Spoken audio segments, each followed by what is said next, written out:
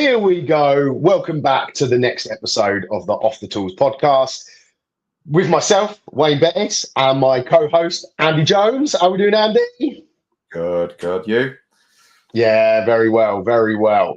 So today we are talking about choosing the right work to grow your business. And for some people, the word choosing the right work might be a little bit confusing, but luckily, Andy is very in tune with this. He is an expert at making sure that his business does the right type of work.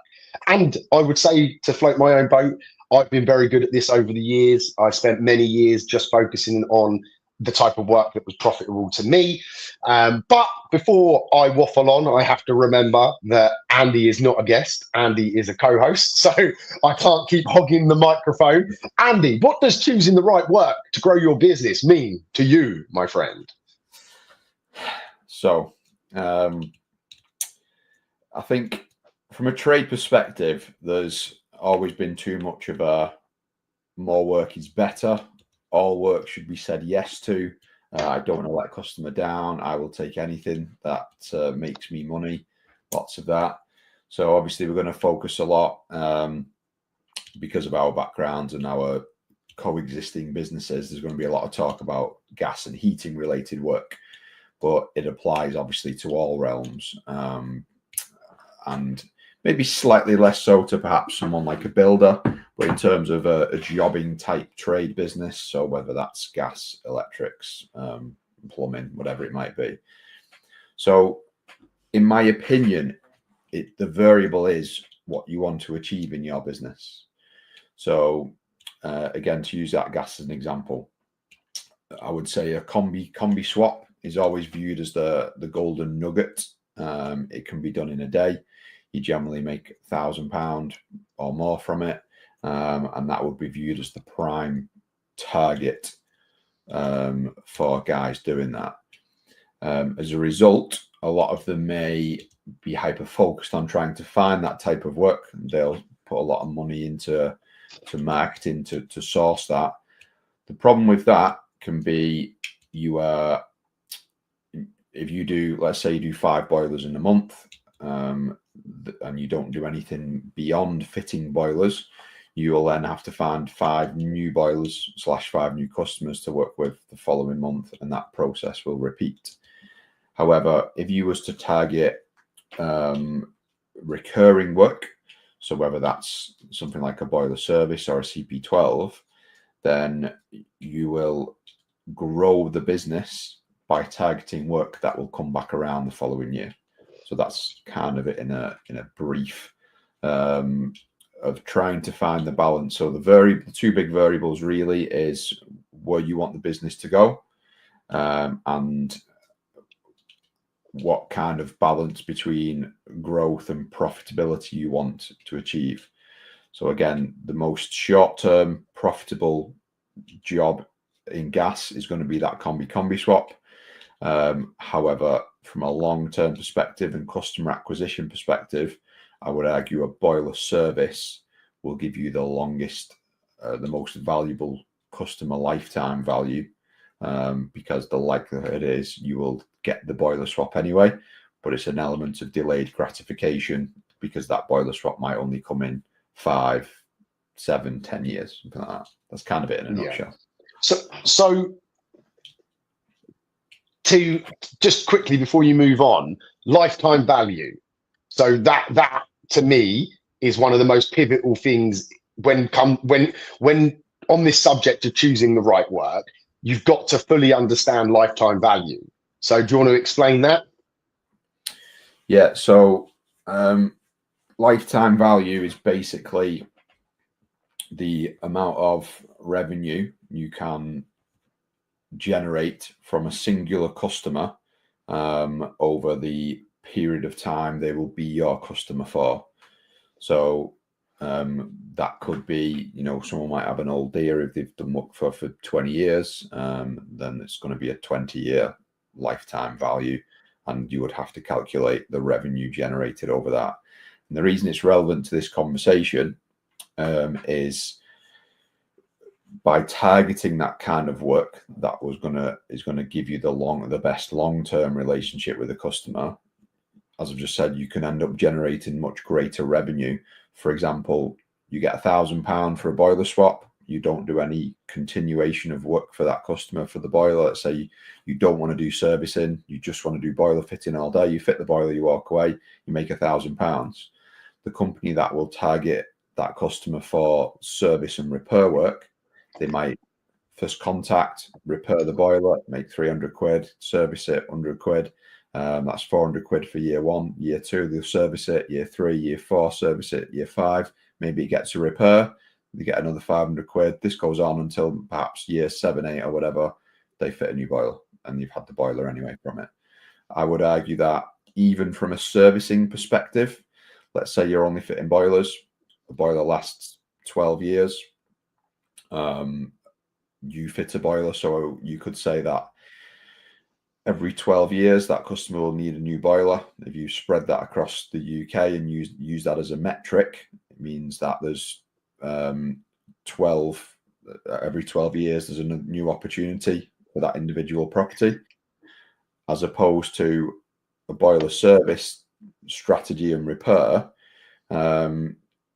Over that 12 years, even just from servicing, you would generate probably slightly more revenue than just fitting a new boiler every 12 years. That's probably a strange concept, and I've maybe not broken it down as well as I should. But if you're getting £1,000 every 12 years from fitting new boilers for that property, and you're getting £100 per boiler service on that property, just on the servicing alone, you've generated more revenue.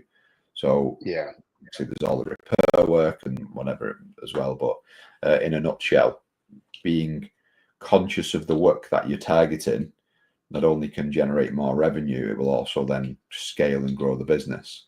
What I think most trades business owners struggle with is delayed gratification. Yeah, I definitely agree. And I've got a really good example of the lifetime value in action.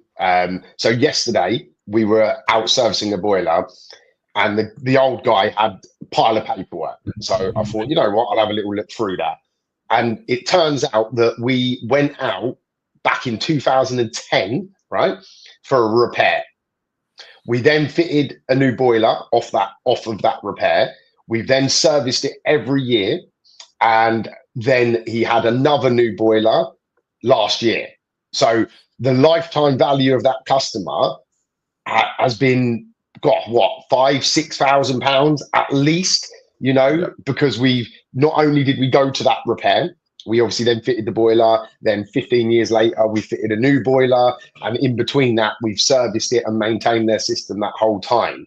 So when you understand lifetime value, it lets you be a little bit more choosy on what you do, doesn't it? Because you're not just thinking of that instant reward, which is so common. I think it's common in all businesses, but obviously we're tradesmen, so we're going to focus on trades. But you see that carrot, don't you, of that boiler swap, for example. Boiler in the heating industry, boilers are always seen as the golden goose, aren't they?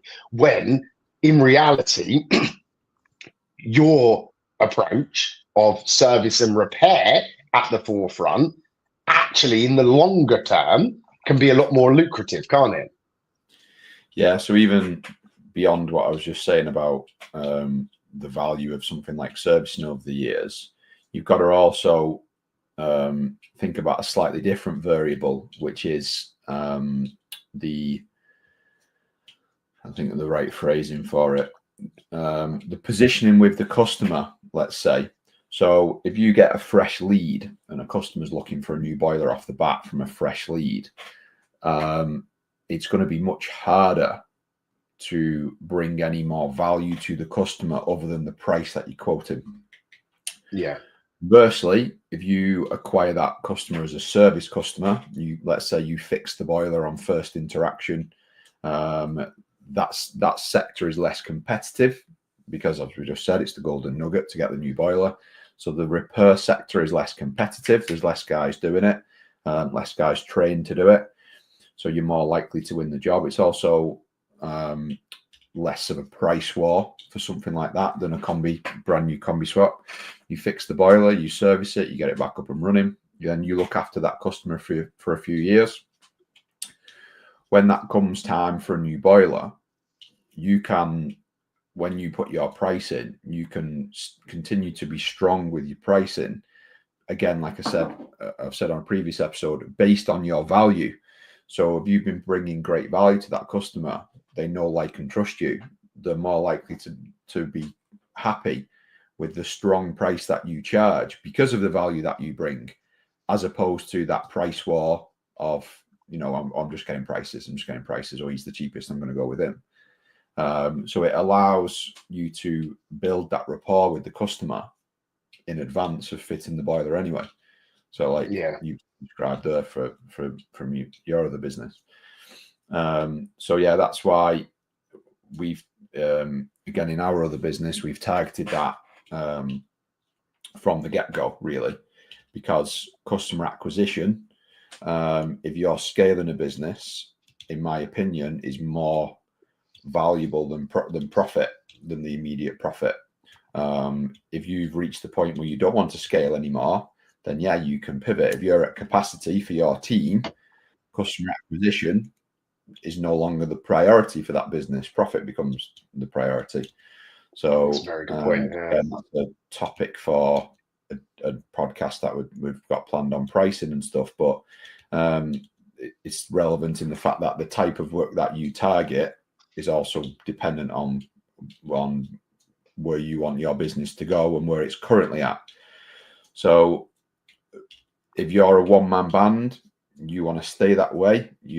Let's say you don't plan on working for, you only want to do the next, 5-10 years. You don't want to scale a business. You don't want more staff out on the road, lads out on the road. Then customer acquisition is probably of less value to you than the company that intends to have 10 lads out on the road, because the only way he's going to get to 10 lads out on the road is by customer acquisition and scaling the business. So it's not a finite thing. It has to be fluid, as I was just saying. So it needs to be, let's say you are gearing up to take on a new engineer, then again, you have to make that pivot to customer acquisition and sacrifice some profit. So admittedly, yeah, doing a combi swap is going to make you the most profit, but sourcing more customers in the same day is going to help you to scale the business through acquisition. And the reason it's kind of a hot topic right now is as we roll into winter, for the lads that do the boiler breakdown side of things, because you should be putting your prices up over winter as the demand increases, like any business would. You can, if your pricing's right, generate the same amount of revenue per day from doing a day of repairs, breakdowns and repairs, than you can do in a combi swap anyway. But you've also got the cherry on the top then of much greater customer acquisition. So to go a little bit deeper into this side of thing, if you are only doing a combi swap a day, or maybe let's say you get a conversion, a system conversion, conventional heating system to a combi boiler, and maybe you're doing a power flush on it as well and a couple of rads or whatever, and it's 3 days worth of work. Most guys will think, shit, I've got 3 days worth of work now. That's good. And it's generally viewed as a good thing to get a job that's going to fill the diary more, because it takes some pressure off. However, you've also got to think about what you stand to lose by doing that. And you're only the opportunity cost. Yeah, opportunity cost, which is a phrase that I hammer into the group all the time. The opportunity cost is substantial for something like that. So let's say you get that conversion, and let's say you get another conversion. That's only going to take you 2 days, and that's your week done. You've got 2 customers for the whole week. Versus, let's say you're smashing service, repair, breakdowns. You could be doing 6-7 jobs a day. If you want to grind it, if you're self-employed, working for yourself, you'll have to excuse me. A lot of the time I'll reference in terms of staff, because our heating business has engineers on the road. So obviously the capacity is reduced. But if you're working for yourself, you're probably going to take advantage of the winter. You might have capacity to do more jobs per day. But let's say you want to work off 6, 7 jobs a day for the whole week. That's substantially more. 28, 35 customers odd, isn't it? Yeah. So yeah, even at 5 a day, there's 25 customers acquired that week as opposed to the 2. That's 25 new reviews. If you're requesting multi-platform reviews, that's going to be even more. By that I mean if you have something in place that sends out maybe a singular link that asks for a Google review and a Trustpilot review all in one, your happy customers tend to leave more than one review. So you've got 25 to 30 potential new reviews or more, 20 to 30 new customers in the system. So when you track that trajectory, if you've done a lot of repairs and either services there and then, or then they've been rebooked as a service, that's recurring work to come back round the next year. So 30 new customers in the system is going to scale the business much better than 2 new customers for that week. Even if, and again, winter is the variable because of the pricing throttle, but even if you generated less revenue for that week, you'll have improved and grown the business off the back of doing the jobbing work. And that's something that I think some guys really, really fucking struggle with, in my opinion. Yeah. The security. I agree. Yeah. And they like they see the number, it's 15 grand's worth of work. That'll be nice this time of year. But not thinking, actually, what am I losing by doing this? How many customers? Yeah. And then to get a bit deeper again, when you block your diary out like that and your phone's ringing, oh yeah, my boiler's gone off. Can you get out to it? Sorry, can't. Stack this week.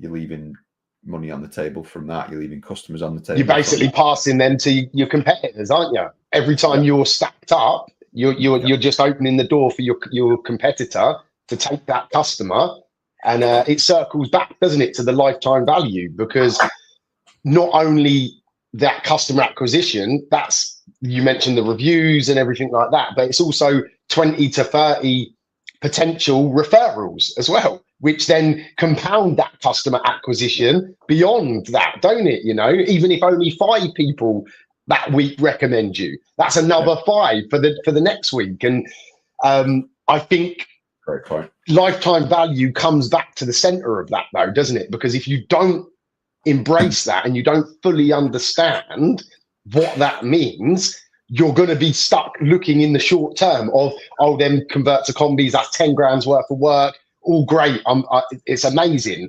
Whereas looking at it from your approach that you've just elegantly told us about, it completely changes it, because the repeat work, the reviews, everything you've just said, it becomes a no-brainer, doesn't it? So let me like sort of steel man this a little bit. But like so someone rings up today and says, you know, I want 3 radiators doing, and you look at it and you give them a price and it's like a good day's work or whatever. It's hard to say no, isn't it? It's hard to say no. So how can you? It's all well and good us sitting here saying, yeah. How does the person on the other end of this actually start this process? What are the things they need to start doing? So obviously this is much easier if you're busy. It's also much easier if you've got girls or lads in the office answering the phone for you.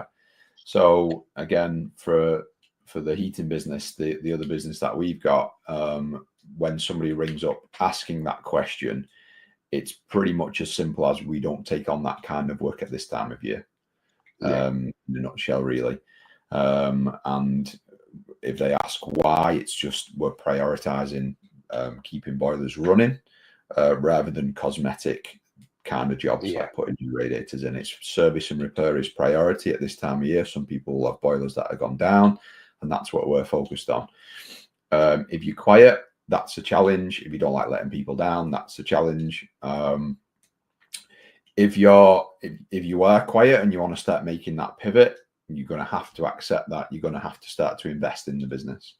So again, this is a separate podcast on stuff like this, on marketing, but you can no longer scale a business without investing in marketing. You know, we spoke about this on the long podcast at the end of season 1 of the guys that wore it like a badge of honor of I've never had to do any marketing, and I stand by what I've always said and say they will be leaving money on the table. They won't be charging the right pricing. And if by some reason they're charging good pricing, which I don't think they would be, then in terms of scalability, they could not compete with someone who is investing it. I could not. I know I made the reference in the last podcast about that we've grown the business to greater than some guys that have been going 20 years in the space of 2.5 years. And that was only because we've invested so heavily in marketing. You could not open a business now and wait for the organic growth off the back of that, which is going to come back onto topic. That's the hack. The secret sauce of scaling is by being selective of the work that you take on. You will struggle to scale a business at pace, a heating business, at pace, if you're only picking those big jobs. I agree. Deeper into it again, while we're on topic, I would argue that this also transcends across to when you guys do work for builders or letting agents, because that analogy that we've just used of the 2 customers, the 2 system conversion customers, that's only 2 customers a week. If you're doing work for a letting agent and it's 50% of your diary, then you're losing 50% of your operating time. There's always variables to that, admittedly. If you've got some lads out working for you and you're using the letting agent work to make profit off a single engineer, then it's a different story then, isn't it? Because it becomes a self-fueling machine and it's viable. But when it's you on your own, in my opinion, no self-employed sole trader should be working for letting agents or builders for that matter, because not only could the rug get pulled from you very quickly and shit hit the fan, you're also then hindering your own business growing to help their business make money. That's which is what obviously they do. So something else to be mindful of, and I'm sure we'll get some interesting comments and replies on that. Definitely. And we've got a lot of lads in the group, some that have now binned off the letting agents because they've sort of seen the light, and some that have been and we've got a new lad that's just joined who's quite smart with it, and he's using the letting agent work to fuel an engineer's diary with profit. So that's a little bit of a variable. And it is a scary step to start being picky, but I can think of 3 examples in my own heating business where I've had to make those decisions, and I'll just quickly share a couple of them. So one of them was we did over 100 grand a year worth of work, excuse me, for an estate agent. And one day, obviously it weren't just a split decision, I thought about it, but one day I literally just emailed them and told them that I was no longer available for the work. And it was a nerve-wracking time, but I had come to the same conclusion as you've just explained, is that I realized that it was filling up over half of my diary, and the opportunity cost was too great. So although I had that security and that, or what I saw as security, when in reality it wasn't secure because they could just turn it off overnight, I was losing so many potential customers that we wanted to work for, new boilers, servicing, everything we just discussed. So anyone that is sitting there thinking, well, I can't just turn away that work, you've got to really think about that opportunity cost, because the minute you have more capacity, you can't fill 2 buckets of water if you've only got 1 bucket. So you have to create space, whether that be in employing someone, whether that be relinquishing some work, to be able to get the work that you actually want to do and that ultimately leads to the profit and the business that you want. So yes, it's a brave step, but it is a risky step. There is risk to it, but business isn't meant to be easy. Business isn't meant to be risk-free. That is the point. You know, business is taking risk for a reward down the line. So I would tell you to really look at it, look at the work that you're doing. If you're happy doing that work and you're happy with your business, then hats off to you, you know, brilliant. But if you're waking up for work miserable, you're stressed out, you're never home, you've not got the money that you feel you deserve, then ultimately you've got to make the changes. And choosing that work is the first step to that, isn't it? It leads you down a new pathway, because when you start choosing the right work, you start attracting the right work. And then you also then have the capacity to be a better business, because you're not just being a busy fool doing stuff that you don't want to do. If you want to do stuff you don't want to do, go and get a job. Go work for someone and do shit jobs that you don't want to do. Just to jump in on that, this is something that I said in the long podcast, is that I would say probably 50% of guys who would say they have their own business / self-employed, doing a degree, either their diary in its whole, like I used to do, or in part, like your business used to do, working for someone else. So essentially a subcontractor. If you're working for a letting agent, controversial statement, you're basically a subcontractor to them. Yeah. Like, then I don't think many guys maybe see it from that. Same with the builder. So if you've got 2 builders and 3 letting agents and that's all your diary, you're a subcontractor. You're not a business owner. Yeah. Yeah. Like, no, I agree. And again, though, if you're happy, great. But the chances are, if you're listening or watching this podcast, it's because you want to change. You want your business to be different. So.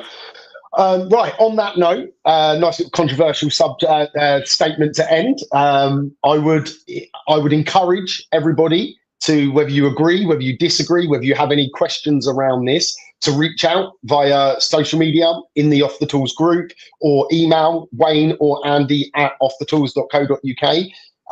And we can obviously respond to those engagements as they come in when we do other shows. Any other closing points for this session? Other than, take a look at your diary for the foreseeable. Have a look at the work and make a decision if it's the right work for your business. If you want to scale and you've got big jobs booked in, that's the wrong work for your business. If you don't want to scale, then go for the bigger jobs for the security of it. All right. On that note, have a good one, everyone. See you on the next session.